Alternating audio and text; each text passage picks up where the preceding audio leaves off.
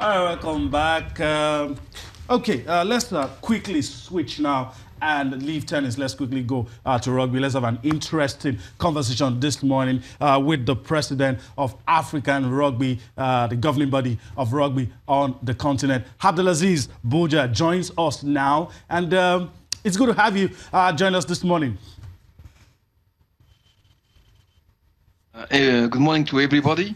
Happy to be with you today and to speak about rugby in Africa and in Nigeria in particular. Okay. Rugby is what everybody will be talking about. The AIPS, that's the world body for sports journalists.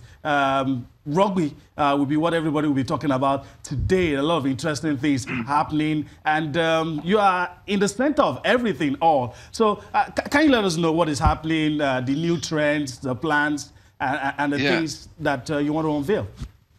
You know, until now, the rugby in Africa was on the field, and with the less communication, with the agreement that we had with the APO, the company that is managing our communication, we are trying to see how to communicate better in Africa through the press. And as you know, hello, I don't know if you hear me. We can hear you.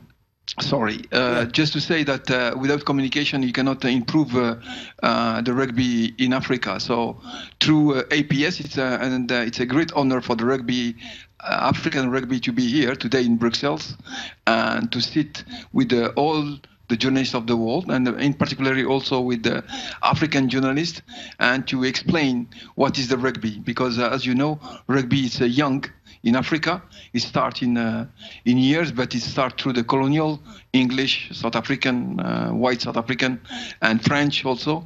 And then it takes time to explain, because the rules were very difficult.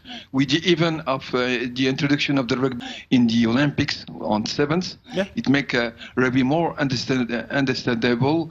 And now we try to have also operation, what we call getting to rugby. It's a way how to educate the kids, boys and girls, to the rugby, and also to explain what are the rules in the rugby. And we take this opportunity to be here in Brussels with the APS, and it's a great honor, as I said, to explain what is the rugby.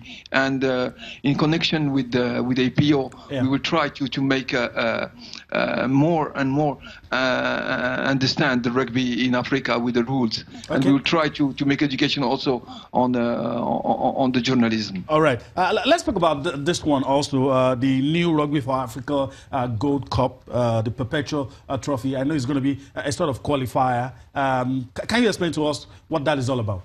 Very quick about the Africa Gold Cup. Gold Cup, it's the championship of Africa, and we, as you know, we have 38 unions who are participating in different level in Africa, and we have women also in other things, and we have under 20, and we have the 7th, and the Gold Cup is I would say the elite, the 6 best union playing in a regular basis through the year with a game. It's 5 games for each, and at the end, the team who wins the championship is the champion of the African rugby in Africa.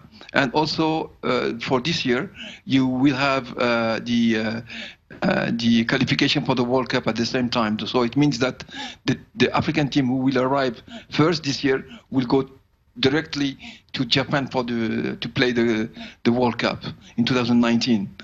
And the second will go to the repechage. So this is, and the 6 unions are Namibia, Botswana, Namibia, Kenya, Zimbabwe, Uganda, Tunisia, and Morocco. All right. Well, I'm actually here with my colleague Cecilia Omorogwe, and I'm sure she has a question as well. There are still things we will get to. But let me quickly allow Cecilia come in with our question for you.